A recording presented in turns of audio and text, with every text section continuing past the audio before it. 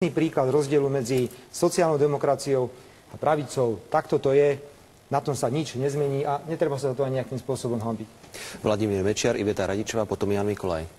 Držíme sa čísel, keď tak na tom trváte, tak si povedzme, aké podnikateľské prostredie ste po sebe zanechali. V poľnohospodárstve platila základná téza, Hongkong nemá poľnohospodárstvo, má potraviny. Zničili ste celý poľnohospodársky sektor. Vďaka Figeľovi, ktorý podpísal zlé zmluvy s Európskou úniou.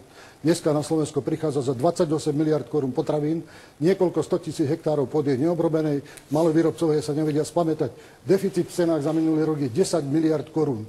Vážení, toto ide na vás, toto ste vy zničili poľnohospodárstvo, my ho staviame. Keď ide o priemysel a jeho rozmiestnenie, áno, nabudovala sa Bratislava a okolie. Zničili ste východné Slovensko, ktoré má posledné 4 roky na to, aby revitalizovalo svoju ekonomiku. Ak nie, tak už ho nedokáže revitalizovať bez veľkých investícií. Preto ste mali 3 predstaviteľov z východného Slovenska.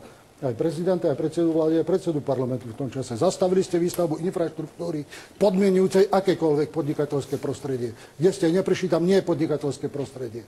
Zastavili ste výstavbu systémov, náhodilo ste sem tam, rozhadzovali investície, aby ste sa zavďačovali svojim starostom, ale zavďačovali ste sa tak, že ani jeden región ste pre investície nepripravili. Preto som sa vás pýtal, či vôbec viete, čo je to podnikateľské prostredie.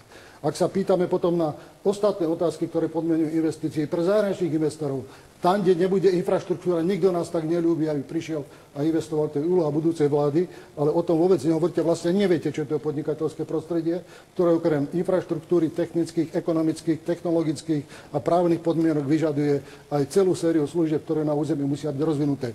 Toto ste neurobili, tak sa prestaňte chváliť. Je po vás čo robiť a je čo naprávať. Ani sme nestačili za tie 4 roky a máme čo robiť ďalšie 4 roky.